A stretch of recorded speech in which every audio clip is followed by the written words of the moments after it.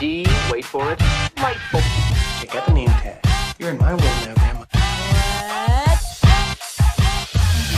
What's up, nerds, and welcome to my week in review, where I come to you every Sunday, usually, where I bring you 3 entertainment stories that I personally find interesting, and then we discuss them down below. Now, also down below, you can read the articles that I've read to bring you this video, and you can read them for yourself, or you can just watch this video where I'm going to break them all down for you. Now, before I get started, I just want to say a couple of things. First thing is, sorry this is so late. I had Easter on Sunday, which I normally would do this, and then my kids have spring break, and, I got to take care of them first. They come first in my life. I'm sorry, you guys. I love you so much, but, they're pretty great. Anyways, also, I just want to say that if you like what I do here and you enjoy independent content here on YouTube, please consider subscribing to my channel. YouTube is always changing up their algorithm, and small channels like mine, we just keep getting shoved to the back of the line. So please ask that you like, share, and subscribe, and I thank you in advance. All right, so now that I got that business out of the way, why don't we go ahead and get started on these 3 stories? Okay, you guys, so for my first story from this past week is that Boyd Holbrook is set to play Harvey Dent, aka Two-Face, in The Batman 2. So I'm going to pull this article up, and this article is from a website that I have not used before, but they said exclusive, and that's the Breaking Film, medium.com. And that's Holbrook right there. And you may know him. He was in Logan, and he was also in Narcos, which I personally kind of like that show. It wasn't like my favorite show on the planet, but it was pretty good, and he was good in it. And then he was also good in Logan, even though he played the bad guy, and the bad guy from it really wasn't the bad guy from the comic books, but it was fine. Because the movie made up for it, how good it was. All right, I'm going to read through this article and just go through it and basically, give you my thoughts on it. So it says, exclusive, Boyd Holbrook is rumored to have been cast in the upcoming DC Elseworlds film, The Batman Part II. A rep for DC Studios declined comment. All right, this isn't that big of an article, but I will be reading it. So it says, the news comes in the wake of the film's delay to October 2nd, 2026.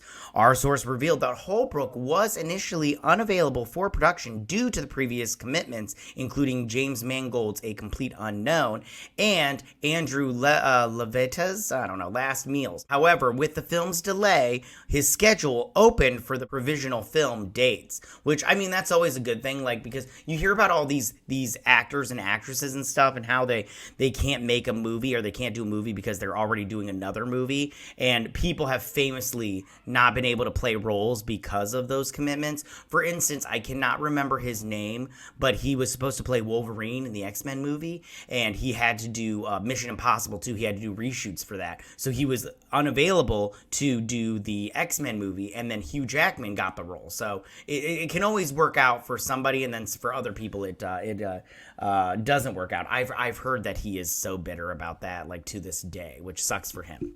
He says, so Harvey Dent, also known as Two-Face, is one of Gotham City's most iconic and tragic figures, and a compelling antagonist in the Batman mythos. Actors who've played him in live action include Billy D. Williams. He played him for a hot minute in that first Batman movie, but they did a pay or play with Billy D. Williams, where on that third movie, Batman Forever, which they're coming out with action figures for, so it was either he was going to play Two-Face / Harvey Dent in that third movie because he had signed a contract, or they had to pay him to not play it. So they paid him his salary, and he just didn't play it. And then Tommy Lee Jones got the part, which I actually like Batman Forever. I know it gets a lot of crap and everything because it's so like colorful and stuff, but I thought it was pretty good. Anyways, it says Tommy Lee Jones, Batman Forever, which, again, Tommy Lee Jones, he did a fine job. That wasn't a Two-Face I personally would have chose in the way they went about it, but you know what? It's fine. It's fine. And then Aaron Eckhart would play him in The Dark Knight, and he did a great job. In fact, he didn't play him enough, in my opinion. He should have been Two-Face longer, but if we're going for the realism of it, your face can't stay like that. It would get infected so hardcore. So it says Holbrook made a mark in the wildly acclaimed Netflix original Narcos he did as a DEA agent, Steve Murphy. Additionally, he captivated audience as Donald Pierce in Logan, and he did a good job in that movie. I'm not trying to discourage his performance, because he did do a good job. It's just, if you look at Donald Pierce from the comic books, he's like an android or whatever, but it's a little bit different in the comic books. And brought the character Corinthian to life in The Sandman, showcasing, I didn't watch all of Sandman, showcasing his versatility and talent, especially for antagonists across multiple notable roles. The film's plot is still under wraps, and the cast of The Batman Part II also includes Robert Pattinson, Andy Serkis, Colin Farrell, Jeffrey Wright, and Zoe Kravitz. And it says Holbrook, yada yada. Now, it says right here that since the last time, sorry you guys, if I would have done this on time, it didn't have this update, but it says updates. It is confirmed earlier this week by IMDb that his stunt double, Jake Tandy, had joined the project. These rumors are looking very likely. So, all right, so let's get to the point of what we think about this. So how do we feel about him playing Two-Face? I have to be honest with you. I think it's a great idea.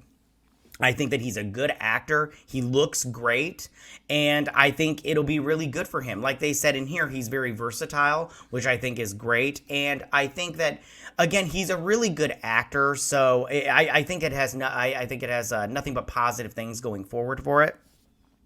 Also, I'm pretty sure they're going to do like a somewhat of the Long Halloween again for Batman 2. Matt Reeves said that the Long Halloween and Year One were huge influences on his Batman movie. And if you watch that movie, you can see where those influences are if you've ever read that comic book. If you haven't read the comic book, you can't see them.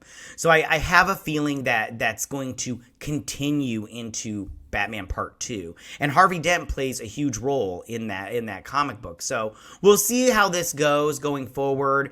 I'm kind of excited for it, but at the same time, I didn't care for the Batman.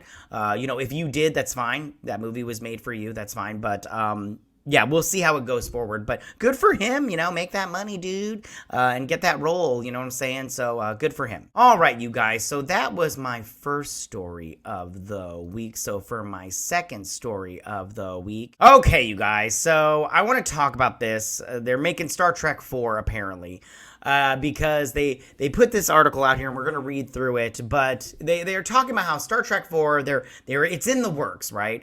And it's been in the works forever, and this is the last one. They kind of want to do a prequel, whatever kind of thing. And me, I'm just like, I don't know. I have thoughts on it, but let's check out this article.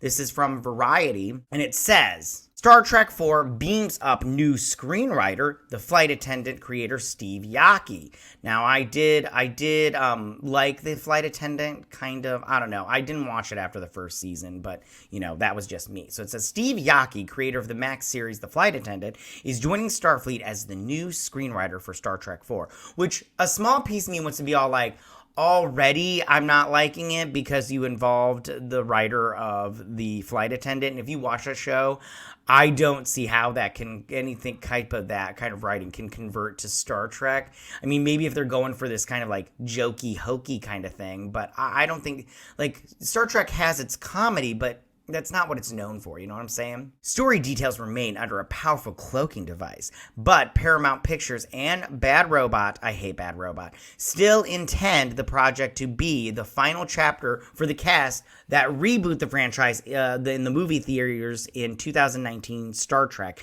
including Chris Pine, which, by the way, I just want to say, the first movie is okay. There are things I like about it, but it started a whole, like, shit of it started New Trek, and New Trek is not good. I'm sorry. Like, if you like Star Trek, modern Star Trek right now, fine. That's all on you. I can't do anything. I can't help you. But I personally do not like new Star Trek. It just sucks. Modern Star Trek is just the worst. I'm not going to go through the cast of this movie, but you know who they are. It says, bringing the cast back following 2016's Star Trek Beyond which was such a dumpster fire of a movie, has proven trickier for the studio than finding an altruistic Ferengi. At least 3 previous attempts fell apart for various reasons. Most recently, that director Matt Shankman and screenwriters Lindsay Bear and Genevieve Robertson Anyways, man, These people I hate the 3 names and the hyphenated. Oh, get the hell out of here. That the studio had slated to open for the late 2023. Then Shankman left the film in 2022 to direct The Fantastic Four, which was probably the best choice because I'll talk about why and everything. For Marvel Studios, however, Paramount pulled it from its slate and sent it back to the space dock. You don't need to have Star Trek references every 5 seconds in your thing. All right, anyways. Yockey's involvement is the most promising sign of forward momentum in the project that had since. The playwright started his TV writing career on the MTV series Awkward and Scream, which I didn't watch either one of those shows, so I don't know how that is. But already I'm hating his filmography. Before joining the writing staff of Supernatural, I take it back, for 4 seasons. Now, that makes me wonder, did he join the last 4 seasons? Because I have to be honest with you, after season 7, I was out. And that let's see, 7, 8, 9, 10, 11. That's the last 4 seasons. So I'm just saying, maybe I don't, so far, I'm thinking this is bad. His latest series, the Sandman universe adaptation of Dead Boy Detectives, will premiere on Netflix in April. And I'm going to cover that the best I can. I'm going to try to cover that. It's just they drop it all at once. And I do like the fact that they do drop it in bulk.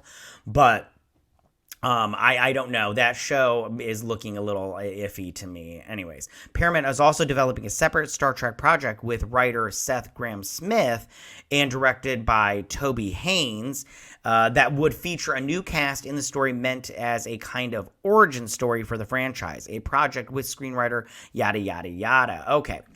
I don't know about that, that other project, but what do I think about this? All right, let's just talk about this because I personally do not think that this project is going to get off the ground. I think that it's dead on arrival. I think that they're just doing this so they can keep people interested. And we have to ask ourselves, do we really want to see this movie? I mean, I don't care anymore. I thought that the second movie, Dark Into Darkness, was shit. And I thought that last one, Beyond, was shit. So I don't think, it was shit before, it's shit now, so nothing in the subsequent future is going to change that. And I think that they need to and plus, I don't think they're going to get these people back. Chris Pine is way too expensive now, and they want to bring back Chris Hemsworth, and I'm all like, he played Thor. You're going to have to shell out the money. The guy that played Yockey is dead. Chekhov, sorry. The guy that played Chekhov is dead. And I just go, which rest in peace. I have nothing against him. It's true. He died. And I'm sorry. And Zoe Saldana, she's probably worried. You're going to have to shell out some money for her because she's in the Marvel universe also. To me, I just go, I'm sorry, you guys. I do not think this is happening. This is not happening. And, it sucks, but that's just how it is. Dem the rules. And it just, sorry. That's just how it is, okay? All right, you guys. So that's my second story of the week. So for my third and final story this week. All right, you guys. So I want to talk about this. And I've talked about this quite a bit. And I wanted to talk about this again. Because Melissa Barrera, she has spoken out about her getting fired from Scream again. So why don't we just go ahead and pull up this article. And I'm not going to read through this article, but I'm going to break it down. Okay, so now I'll leave a link, like I said before, but this is a Hollywood Reporter, okay? So she spoke out, she did an interview, and she was trying to promote Abigail, her new movie, which I believe comes out this weekend. And so I want to just talk about this article because, and I'm going to be fair to Miss Barrera, okay? And I've said from before, and I'll say it right now, I do not think she should have been fired from Scream, okay? If she was fired for her comments about the Israel Hamas war. I don't think that she should have been fired. I think that I'm a free speech absolutist. I think you should be able to say whatever you want within reason. You can't, break the law by threatening somebody. You know what I'm saying? But I do think that what she said, I listen, if she wants to say, hey, I support a terrorist organization, then fine, let her say it. I don't, that's her right as an American. She can say it. We have free speech. But she did get fired, and I don't feel bad for her. Like, that's just how it is. I don't feel bad for her, but I don't think she should have got fired. That's just the end of that, you know? But, you know, people are just like, oh, you know, Scream, and nobody's going to go see it now. And I'm just like, whatever. So there are a couple of takeaways that I want to talk about from this. Now, she said that Spyglass, basically she said Spyglass lied and said that she was not warned before she was fired. You know, Spyglass said that they warned her about her comments about the Israel-Palestine war, or Hamas war, and then she said they did not warn her. Now, you know how the saying goes. When it comes to a story, there's your story, their story, and the truth. There's three sides to the story. Her side, their side, and the truth. So somewhere in the middle, there's got to be something going on. Now, do I think she's lying? I'm not going to sit here and say she's lying because but I mean, I do think that she's you know, telling the story. I can't remember think of the word of that, but so I don't know if that's true or not. But if they did fire her and didn't warn her, so they don't owe her a warning. They don't owe her a warning. So I mean. So I just go, why would they lie about that if they did? I mean, there had to be something going on, like maybe they talked to her and she didn't look at it as a warning. I'm not quite sure, but, you know, maybe they were just like, hey, could you tone it down? And to them, that was their warning, and to her, that was not a warning. I don't know, but I think there is some middle ground there. Now, she also said that Radio Silence, the two dudes, what a dumb fucking name. I hate that name. Radio Silence, that they didn't exit the Scream 7 on their own, that basically that Spyglass booted them out. Now, do I think that this is true? Probably. But I don't think it was a bad mood because I have to be honest, that what was it, the fifth movie, the first movie she starred in, I didn't think it was that great. In fact, it's probably my least favorite out of all the Scream movies. So, I mean, I applaud them for trying, and they did, you know, breathe life into the franchise, like back into the franchise, which, again, I will say thank you, but I still didn't think, I thought that was the worst one out of the entire franchise. And that's my opinion. You can love it. I'm not judging you for that. I'm just saying that's my opinion. Now, that last one where they went to New York, that one was pretty good. I actually did like that one. I thought that the ending was really good with the Scream killer reveal. So, but you had to have that fifth one to have that sixth one. Now, the other two parts of this that I want to talk about that she mentioned was she said that Christopher Landon was basically screwed as well. She said she didn't know why he left or if he got fired. She just said she didn't know anything about that. But I have to just say right now, I think that because she said he had some great ideas. And I think that whatever ideas he had, it had to involve her. Because I don't think Christopher Landon was that great of a director / writer. I think that he's one of those people that if he didn't have his that if he didn't have these two, if he didn't have her and Ortega in there, then he just couldn't do the movie. He was so constricted on what his story was and what characters he wanted that he couldn't do it without them. That's what I think. I just think that he's very talented, limited talent-wise. And I think that's why he left the project. And I do think that he left on his own. And when I read it, I felt that when she was saying like he was basically screwed, it was because he is just so limited talent-wise that he couldn't figure out a story without those two characters in it. And that I just go, that's sad, you know?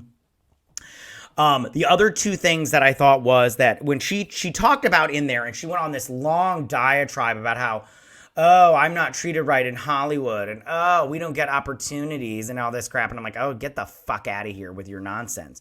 But she talked about pay disparity, and I'm all like, oh, here we go, pay disparity. Listen, you negotiate the price, and if you didn't negotiate a good price, that's on you and your representation, honey. But she did talk about pay disparity, and then they brought up Neve Campbell not being in the movie.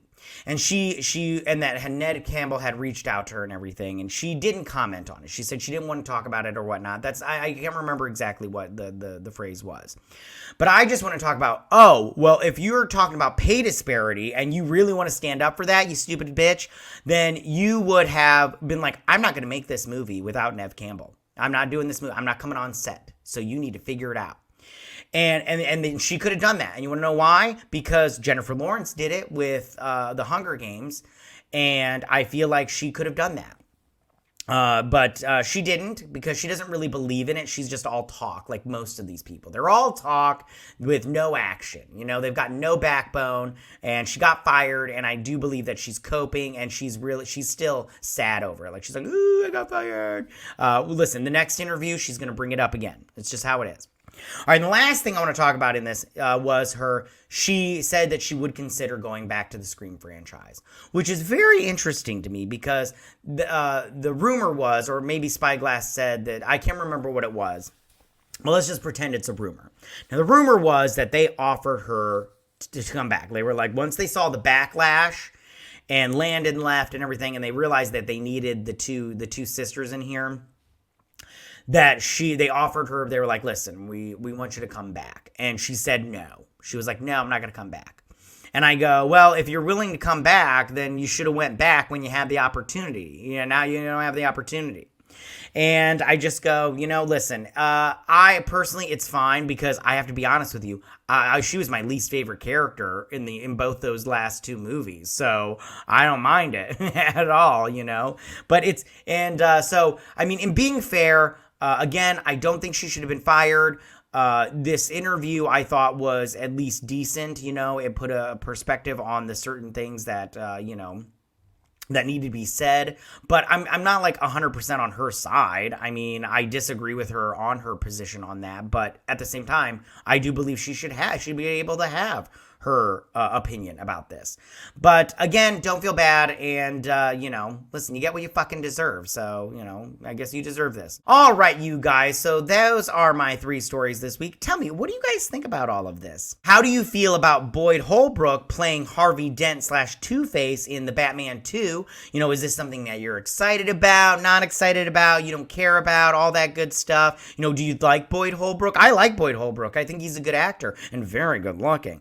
And I think that I don't know. I'm not excited about the Batman 2, but I'll go see it. So we'll see. And if he does a good job, I'll praise him up and down and everything. So we'll see how that works out. Also, tell me, how do you guys feel about this Star Trek 4 movie with getting a new writer? And how do you feel about that writer? I think it's dead on arrival. I don't think it's going to happen, like I said before, but we'll see if it does. And if it does, I don't think it's going to be good. I mean, like, this writer sounds like he's not my type of writer in terms of like what I would like. But we'll see. But yeah, tell me what you think about that. And do you think they're going to get the cast back? They're going to have to pay him so much money, like so much. And then finally, tell me, how do you guys feel about this Melissa Barrera situation with her talking about her being fired from Scream? I mean, she's finally speaking out, which, good for you. Speak your truth, all that nonsense. Although, don't speak your truth. I don't need to hear your truth. I don't care.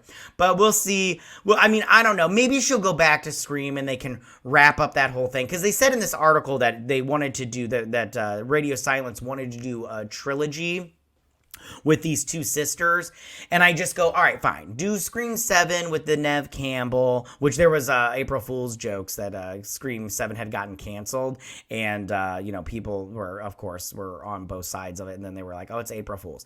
But maybe this Scream 7 can be, what Neve Campbell was doing while they were in New York. Maybe there's a Scream character during that. I don't know what they're gonna do, but I guess Patrick Dempsey is coming back, and Courtney Cox, so yay.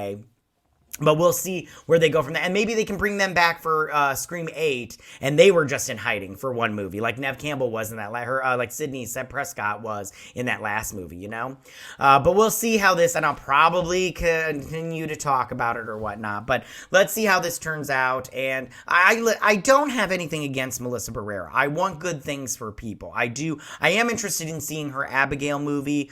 I don't think I'm going to be able to see it opening weekend, though. So, but I am interested in seeing seeing it, and I would see a movie that she's in if it looks good. If it doesn't look good, I don't want to see it. But if it looks good, I will see it. I don't care what her politics are. And the last thing I want to say about this is I don't understand, because she also talks about in that article, sorry, I'm talking about the article again, about how she basically she has a platform. Why wouldn't she use that to speak out or whatnot? And I want to go back. There was a time when artists, when movie stars would not give their political opinions. You barely knew anything about them. The only thing you knew about them was what you saw on screen. And I think that was a better time for actors, because once you get a hint of what they think politically, you're like, I'm kind of turned off right now. I don't want to see a movie that you're in. And I think that, like, Tom Cruise is a great example of that, because you didn't really know anything about Tom Cruise until he went on Oprah and started jumping on the couch and talking about how he's in love and everything. And, you got to see how crazy he is. He's loopy. And I think that was probably better for actors. But listen, again, I wish nothing but the best for most people. And, listen, she shouldn't have got fired. I'll end it there. All right, you guys, tell me what you guys think about all of this. Go ahead and leave all your comments in that section down below. If you like this video, go and hit that like button. I won't mind. If you're new to my channel, please hit that subscribe button. I'd greatly appreciate it. And I'll see you guys on my next week in review. You guys have a good week. Bye. Hey nerds, if you like this video, go ahead and click that Geek What icon and subscribe. And if you like this video, go ahead and join me every Sunday with my Week in Review.